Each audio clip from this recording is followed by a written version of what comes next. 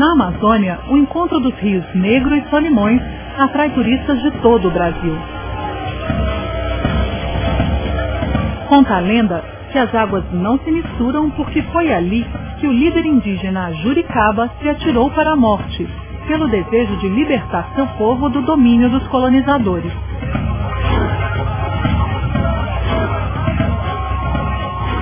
A exploração econômica da Amazônia começou em 1541, quando o capitão espanhol Francisco de Orellana desceu o rio em toda a sua extensão.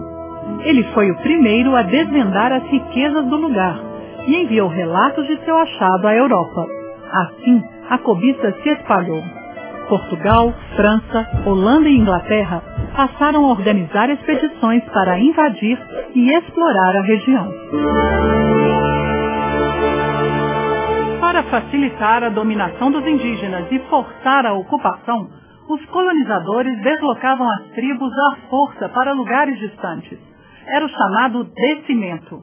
Longe de suas terras, os índios ficavam confinados e eram submetidos a trabalhos forçados. Ali, abandonavam suas crenças pela fé cristã, pregada pelos jesuítas. No século XVIII, os portugueses já dominavam a região e mantinham fortificações e povoados em pontos estratégicos. Mas as missões enfrentavam cada vez mais a resistência e a revolta dos povos indígenas.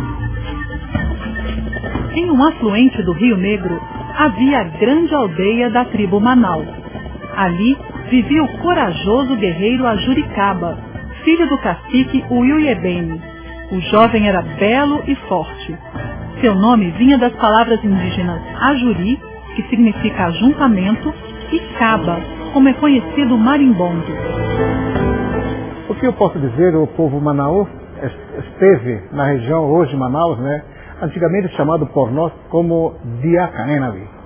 Dia é rio, Canenavi é casa do Abiú, terra do Abiú seria isso, né? Então ali que viveu esse povo. Povo guerreiro e temido, os Manaus dominavam outros grupos mais fracos. Eles chegavam a capturar indígenas inimigos e entregá-los aos brancos em troca de utensílios e armas.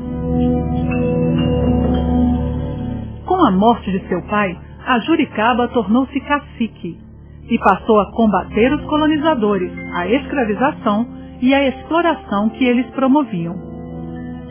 A resistência dele foi muito grande, né? Os portugueses se sentiram ameaçados, né? Realmente guerreavam mesmo contra os portugueses, até haver umas expedições punitivas para prender ele, para acabar com a revolta.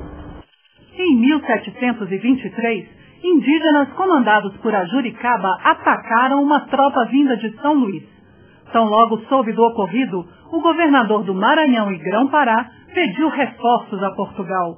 Maia da Gama mandou dizer ao rei que o cacique guerreiro era uma ameaça, pois estaria aliado aos holandeses.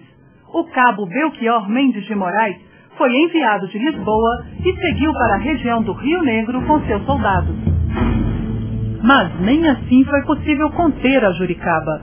O cabo Belchior pediu ajuda ao governador, que enviou João Paz do Amaral e mais uma tropa ao encalço do guerreiro.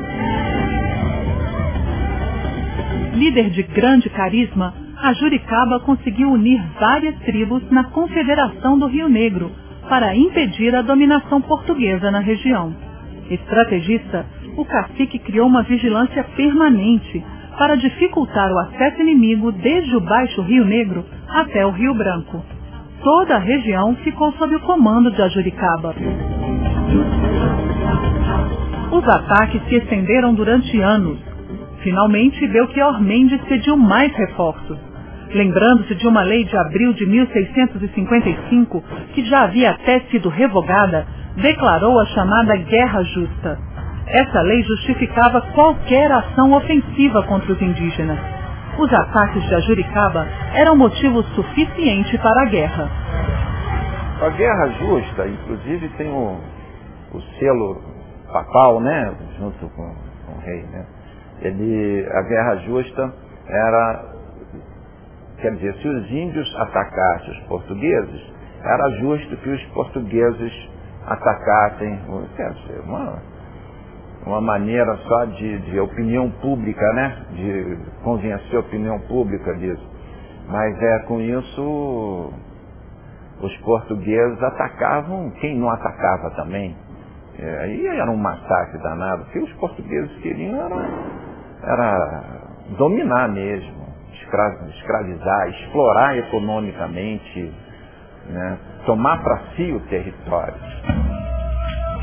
De Belém, seguiram numerosas tropas fortemente armadas contra a Confederação Indígena.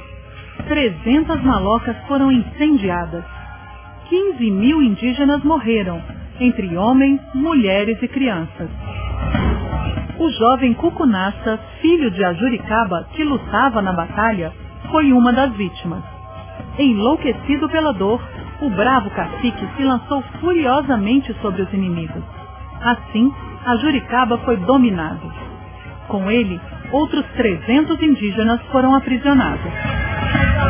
No caminho de barco pelo Rio Negro até Belém, Ajuricaba reagiu, mesmo acorrentado.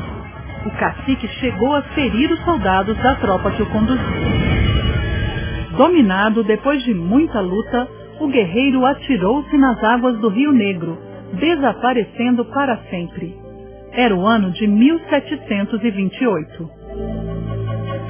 Nós dependemos de nossos rios, de nossos lagos, de nossas florestas. Esse é o patrimônio que o Brasil deve defender.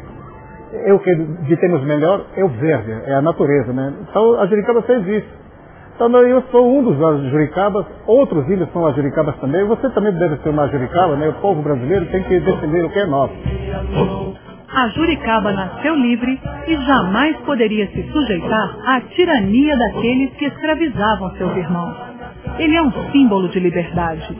Lutou até o fim contra a submissão do povo indígena. Pela coragem de defender sua terra e sua gente em troca da própria vida, Ajuricaba é um dos construtores do Brasil.